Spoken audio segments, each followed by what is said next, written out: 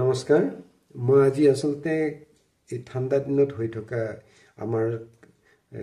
শ্বাস প্ৰশ্বাসৰ বিভিন্ন ৰোগৰ ভিতৰতে মই দুটা ৰোগৰ বিষয়ে আজি ক'ব বিচাৰিছোঁ আৰু এই দুটা ৰোগ আসলতে প্ৰায় হৈ থাকে আৰু হৈ থকা এই মানুহক যথেষ্ট যাতনাও ভোগায় সেই ৰোগ দুটা হ'ল এটা হাঁপানি আৰু এটা হ'ল COPD বুলি কয় হাঁপানি আপোনালোক সকলো জানে কিন্তু COPD হ'ল ক্ৰনিক অবষ্ট্ৰাকটিভ পালমোনাৰী ডিজিজ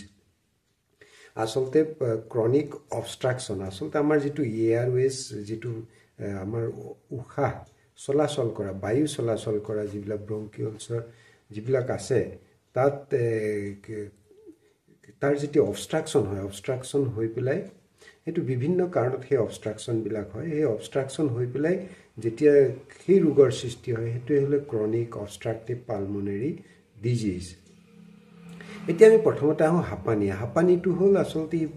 আমি প্ৰায় জানো যে হাঁপানিটো আসলতে প্ৰায় বংশগত আৰু ই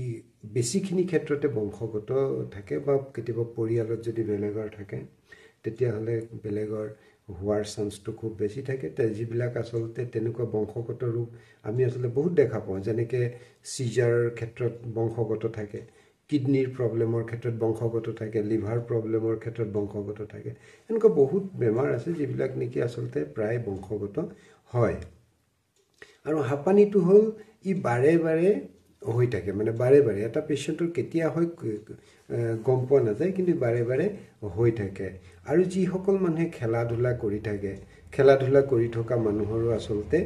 এই হাঁপানি হোৱাৰ চান্স থাকে কাৰণ তেখেতসকলে বিভিন্ন ধৰণৰ এটমস্ফিয়াৰত এক্সপ'জ হৈ থাকে নিজক আৰু কেতিয়াবা তাতেই এলাৰ্জিক টাইপৰ কেতিয়াবা প্ৰবলেম হয় বা বিভিন্ন কাৰণত কিছুমান সমস্যাৰ সৃষ্টি হয় সেই সমস্যাৰ সৃষ্টি হৈ পেলাই তেওঁলোকৰ হাঁপানি হ'ব পাৰে আৰু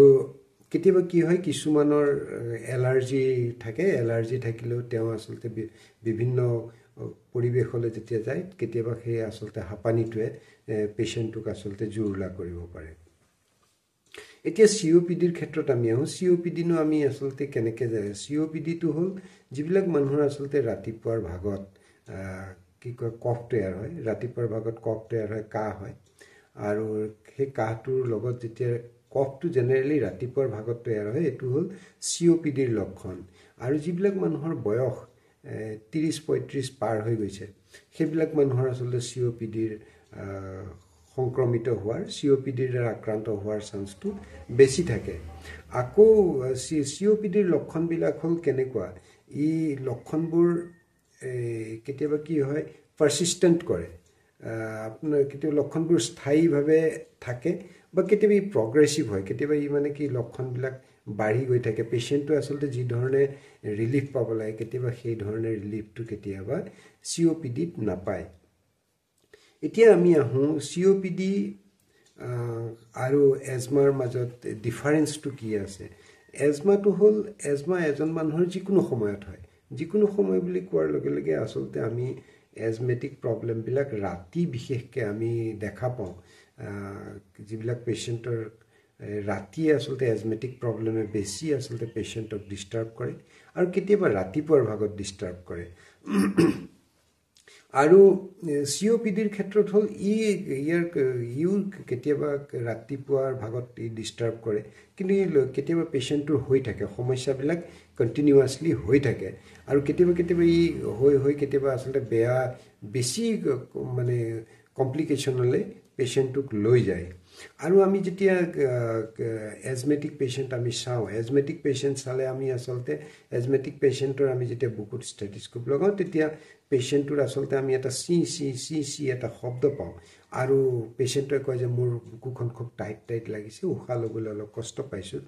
কিন্তু ঠিক তেনেকুৱা সেম কন্ডিশন এটা আপুনি COPDটো থাকে COPDত ৰাতিপুৱাৰ ভাগত কাহটো বেছি হয় আৰু পেশেন্টে কয় যে তেওঁৰ উশাহটো অলপ ছুটি লাগিছে ব্ৰিথলেছনেছৰ নিচিনা পেশেন্টে কয় যে মোৰ অলপ উশাহটো অকন ছুটি লাগিছে উশাহ লোৱাত অলপ কষ্ট পাইছো আৰু তাতো কিন্তু এটা কৰ্কশ শব্দ কেতিয়াবা ষ্টেথোস্কোপত শুনা যায় আৰু এজমেটিক পেশেন্ট যিবিলাক আছে সেইবিলাকৰ আসলতে কেতিয়া কেনেকুৱা ধৰণৰ এগ্ৰাভেশন হয় মানে বস্তুটো বাঢ়ে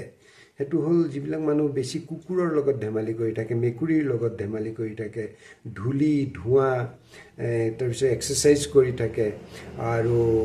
কেতিয়াবা কিবা কাৰণত যদি চেষ্টত ইনফেকশ্যন হয় তেতিয়াহ'লে এজমেটিক কমপ্লিকেশ্যনটো বাঢ়ি যায়। আৰু COPDত হ'ল বহু সময়ত যিবিলাক মানুহে খুব বেছি চিগাৰেট খায়, চিগাৰেট খোৱা মানুহৰ COPDৰ চান্সটো 90% বেছি, যিবিলাক মানুহে চিগাৰেট খায়। আৰু এইবিলাক কি হয়, চিগাৰেট খোৱা মানুহৰ এই কমপ্লিকেশ্যনটো থাকে। আৰু লগতে কি হয়, যিবিলাক বস্তুৰ দ্বাৰা মানুহটোৰ, যিবিলাক বস্তুৰ ওচৰলৈ গ'লে মানুহটোৰ চিমটমবিলাক এগ্ৰাভেট কৰে, তেনেকুৱাবিলাক বস্তুৰ ওচৰলৈ যেতিয়া যায় মানুহটো, সেই চিমটমবিলাক বাঢ়ে। আৰু সেইকাৰণে তেনেকুৱাবিলাক বস্তুৰ ওচৰলৈ এজমেটিক পেচেণ্টটো বা COPDৰ পেচেণ্টটো আচলতে যাব নালাগে। আৰু এজমেটিক পেচেণ্টৰ ক্ষেত্ৰত এনেকুৱা যে কেতিয়াবা ঔষধ পাতি খাই আছে, খাই থকাৰ পিছত কিন্তু এজমেটিক পেচেণ্টে একদম কমপ্লিট সুস্থ অনুভৱ কৰে। কিন্তু COPDত আচলতে কি হয়, ঔষধ পাতি খোৱাৰ পিছতো কেতিয়াবা কমপ্লিট পেচেণ্টে ভাল নাপায়, যে সি ভাল পোৱা নাই, তাৰ কাহ চাহবিলাক হৈ আছে, ডিষ্টাৰবেঞ্চটো আছে, কিন্তু পেচেণ্টে কয় যে মই ইমান সুস্থ অনুভৱ কৰা নাই। আৰু আমি যেতিয়া এজমেটিক পেচেণ্ট এটা চাওঁ, এজমেটিক পেচেণ্টটোৰ যেতিয়া হৃদযন্ত্ৰটো আমি চাওঁ, হৃদযন্ত্ৰটো চালে দেখা পাওঁ যে হৃদযন্ত্ৰটোৰ আচলতে যথেষ্ট নৰ্মেল থাকে, অলমষ্ট নৰ্মেল থাকে। কিন্তু COPDত কেতিয়াবা কি হয়, চেষ্টত চালে তাৰ কিছু এবনৰ্মেলিটি ধৰা পৰে